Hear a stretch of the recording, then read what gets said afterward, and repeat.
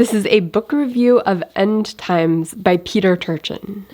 And the title is a little bit misleading. It's a little bit clickbaity, but end times doesn't mean, the world's about to end. It means, in some ways, the opposite. It means there are these cycles of violence and overturning the system throughout history, followed by periods of peace, and that these cycles are predictable if you use a data science or a chaos theory or game theory lens. And he's basically making the argument that now in the 2020s, we are approaching one of these periods of social unrest and potentially violence or potentially not. In fact, part of what he's hoping to do is to nudge the elites to consider restructuring the system in a way that will solve the problem without violence. Now, I don't blame Peter Turchin for the title of the book, because a lot of professors will complain when they publish books that they don't have control over the title. Someone who's trying to sell books, they're the ones to determine that.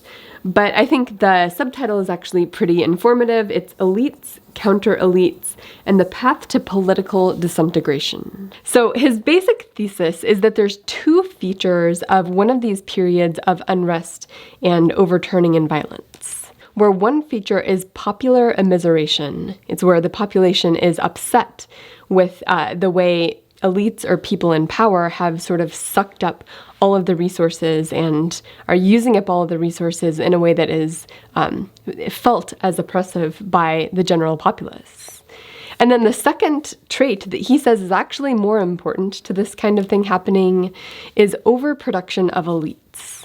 Now, the key characters in his story are going to be the elites, the aspiring elites, and the counter-elites, where the counter-elites are usually people who were once aspiring elites, but they didn't get one of those positions, and perhaps they see some of the rule-breaking and unfairness that goes along with vying for those positions. So the counter-elites turn around and rally up the masses and utilize the energy and the frustration of the masses to essentially overturn the existing structure. So the elites are a part of his story, and he defines elites in a way that I think is super, super helpful. So let me read his word. Who are the elites?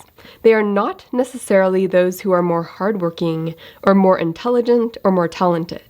They are simply those who have more social power, the ability to influence other people. A more descriptive term for elites is power holders.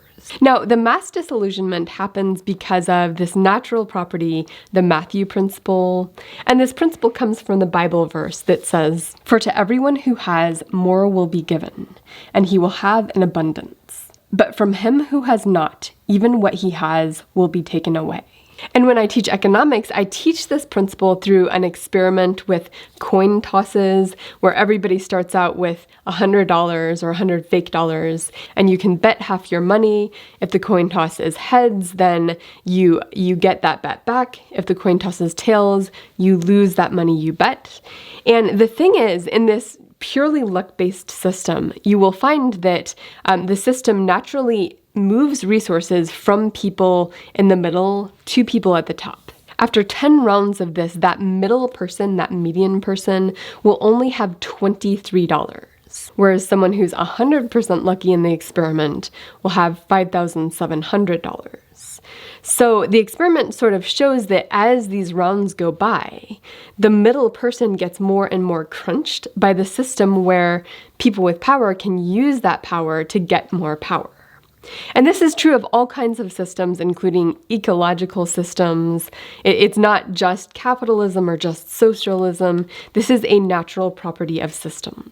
And if you're upset by the fact that that experiment is purely luck-based, you could redo the experiment where the rejiggering of money was based on hard work or talent or whatever. And what you'll find is the same thing, where the person at the 50th percentile, the median person in terms of how hard they're working, they will still fall farther and farther behind in most systems that have some kind of structure where people can use their power to get more power. So, of course, in the book, he relates this to deaths of despair and to the plight of people without a college degree who have seen falling wages for quite a while.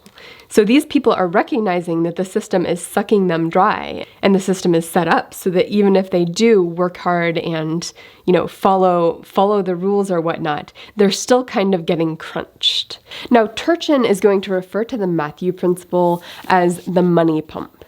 And I think that's kind of brilliant. That really is sort of what's going on, where resources sort of get sucked up more and more into the higher classes and hollow out the middle class as they sort of pull resources from the middle class eventually. So I like that term. Now, elite overproduction is another part of this story, and he uses the analogy of musical chairs, where you have the same number of chairs which represent like seats of power, like positions in Congress or professorships where you have a group of students underneath you who are, doing your research or whatnot. It also includes media positions of power in regulatory bodies. It's all different types of power, but there's kind of a limited number of seats that are sort of the golden seats everyone's competing for. And as more and more people get educated and get the degrees they need to move up and eventually fill those seats, it gets more and more competitive. And the musical chairs analogy is basically that the chairs are there, but the number of people competing to sort of sit in one of those chairs when the music stops, that is growing and potentially growing exponentially over time, based on the same Matthew principle that we talked about before. And what that means, of course, is that he says when the competition gets so fierce, people will start breaking the rules and they'll start doing things that are not healthy for the system to get one of those seats. And that means the other aspiring elites are going to notice that the system's not very fair. That frustration will bubble over. And when you combine the frustration of those two groups, like the elites that see the problems with the system and that are sort of in this competitive race and frustrated themselves, you combine some of them with the grievances of the general populace, that's a recipe for one of these moments of disaster. And he points out in the book that the United States is a plutocracy, where what happens in Congress, what laws get enacted, those are highly correlated with the wishes and the wills of the top 10% of income earners or the top 1% of income earners.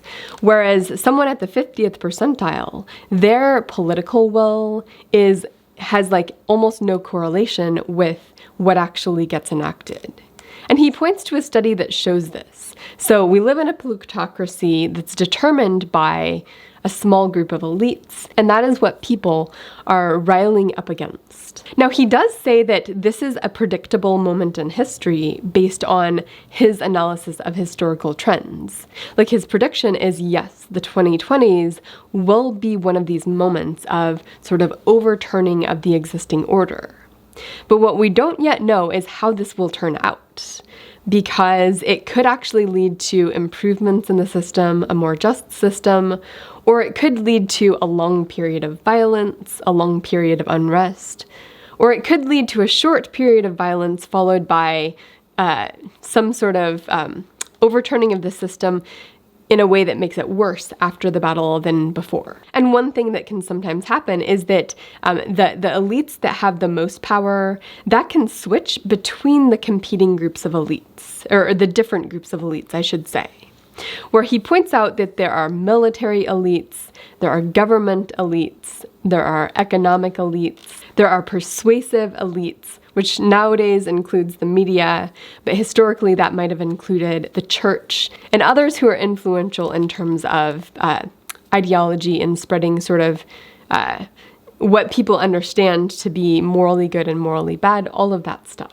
So one version of this overturning is that the power could shift from, say, the economic elites, which he makes the case the economic elites are actually the most powerful of these groups in the United States. And that could shift toward a different group of elites. Like in the past, sometimes it does shift from the economic elites to the military elites. Now, one problem with this shift is that it does necessarily mean there will have to be some kind of downward mobility among these aspiring elites. Like, the system is not sustainable if you have so many people vying for these top positions. And he actually makes the case that historically these top positions were like, kings and rulers and whatnot. And the system that determined who got to embody these ruler roles was inheritance. Like, it's the number of children that the kings have and the heads of court have. And he said these cycles can actually speed up or slow down based on the rules for who gets to move into the system. Where if you allow powerful men to let their concubines' children compete for these positions in addition to their wives' children, then you have a lot more people vying for these, and therefore the rate of overturn, like the rate of these violent episodes, is going to be faster. And they've seen that historically, that you've got a lot of people vying for these roles when you allow more people to move into the roles, including children who are not with your wife. And then if you have a system where everybody knows it's the firstborn son by your legally legitimate wife, then that will slow down the rate at which these violent overturnings happen, but it won't stop them. Like, they're still going to happen. That's a historic inevitability. So the question is, if there's going to be a system change that leads to downward mobility, so there's not so many people competing for these elite seats, what will that look like? Because like a really bad version from the past is actually reduce the population by killing some of these aspiring elites. And what are other ways this could happen? Well, he actually points to the New Deal in the 1930s as a good version of this, where basically the elites agreed to have a higher marginal tax rate at the top so that the money was redistributed to sort of appease the population that was getting a little bit of unrest and a little bit of frustration that could have come out in a different way. And that's his hopeful version, is that whatever system you have for rejiggering it, it does actually address the real frustrations of both people at the bottom and at the middle who are frustrated with it, but also the frustrations of the aspiring elites. Now, I have a few critiques of the book, but in some ways, these aren't necessarily critiques of him. I think what he's doing is making a huge contribution to the conversation, and in some ways, he can't do everything all at once in one book, so some of these critiques are just areas I think he could have emphasized different things. My first critique is that he conveys the notion that the hardship experienced by people at the bottom of the hierarchy is a secondary problem. Like, the main problem in his book is the periods of violence and the fact that there is this inequality and that the middle class is being hollowed out through this money pump. That's a problem that's not a problem in and of itself. It's a problem because it leads to one of these moments of potential violence. And so I think this is more just his focus as a researcher has the period of violence as his main dependent variable that he's looking at, that he's studying. So when you study something, that tends to become the main thing you care about. And my guess is he also cares about the inequality and also cares about sort of these unfair structures.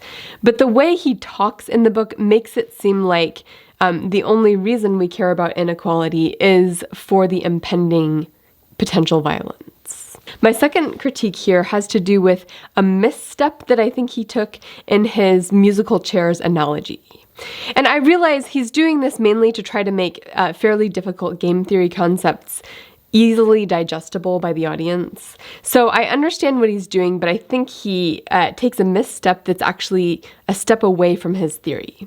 So with the musical chairs analogy, he talks about how when someone starts to break the rules to get into the chair, like they stand by the chair and guard it rather than walking around like you're supposed to with musical chairs, and they sit down after they've broken the rules. He says, congratulations, you're now a counter-elite. And I think that is actually wrong. I think the person who breaks the rules to get into the system is actually not necessarily a counter-elite. As a matter of fact, I would argue that the counter-elites, and these of course are the people who rally up the grievances of the rest of the population against the current elites. More often, I think the counter-elites are the ones who are inside the system enough to where they see how often the rules are being broken to get into these elite positions.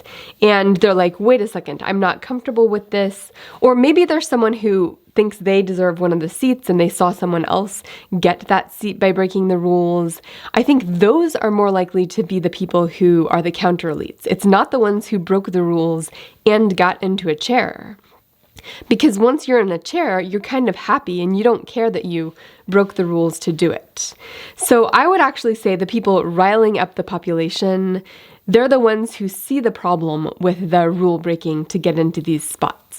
My next critique has to do with the fact that elite positions actually do serve a function in the economy and in the power structure. And that's perhaps different positions in different times in history, but even kings and queens had a role of keeping the peace, arbitrating between conflicts of people in the population. And he doesn't really talk about the quality of the elites or the way they are serving their function or not serving their function. And I actually think that's an important part of the story is when the elites fail to serve the social roles that they play. My suspicion is that that is actually a key part of what's going on. That's when everybody gets even more upset and feels more justified in overturning the existing power structure. So that's just not something he focuses on in the book. That's almost not a critique on him. It's just that I wish he would have acknowledged that actually the functions that elites play matter a lot. And if we're talking about do we end up in a better place after whatever revolution may be coming, well, that's going to depend heavily on do we have better mechanisms for making sure people who reach those elite positions are serving their social functions well. And if we look at the elite positions in the modern economy, this includes CEOs and professors and scientists of various sorts, and filmmakers, artists, newscasters. All of those people have those seats. And each of those seats actually does serve a social purpose. We want good people who are highly qualified, who care about the plights of those at the bottom of the hierarchy in those roles. And so when people start to break the rules to get into those roles, it's no wonder that both the counter elites or the aspiring elites and the general populace is going to feel alienated. My next critique is that he doesn't necessarily account for the changes that are happening with the digital age. And part of this is he studies history. He uses a data science approach to history. So a lot of his data goes back to periods where there's kings and queens and peasants and all of that.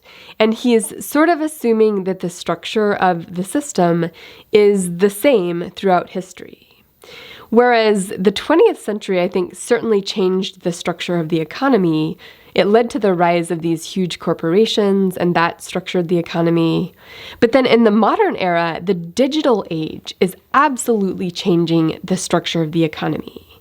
And so in some ways, I think some of the patterns that he observes throughout history could change based on new structures in the digital age.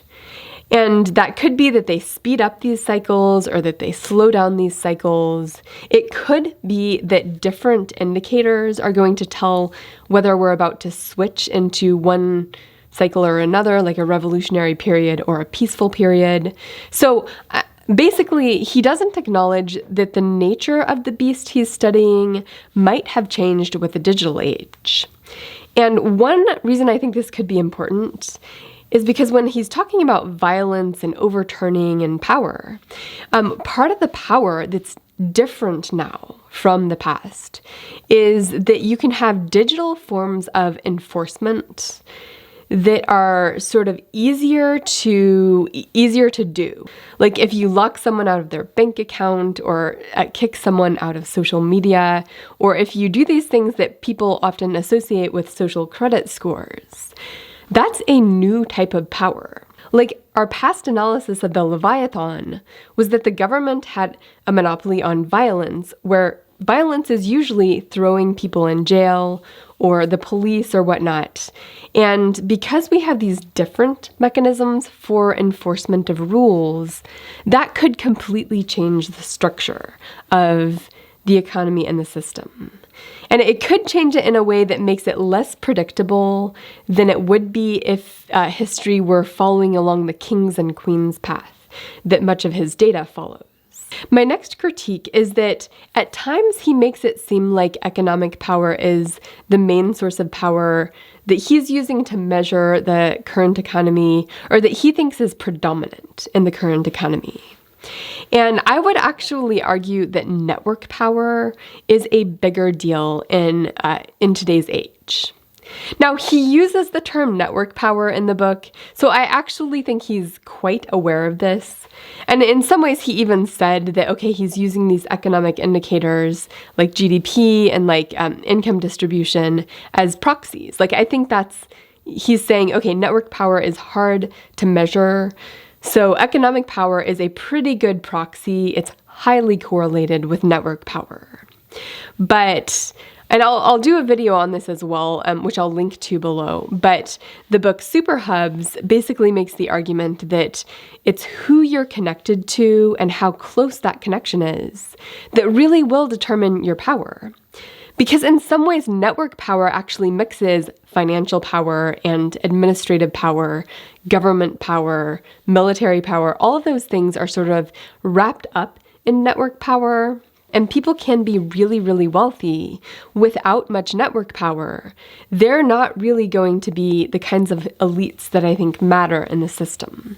So I actually think he's aware of it. I just think he could have done more to convey that economic power is not necessarily more powerful than network power. It's just easier to measure.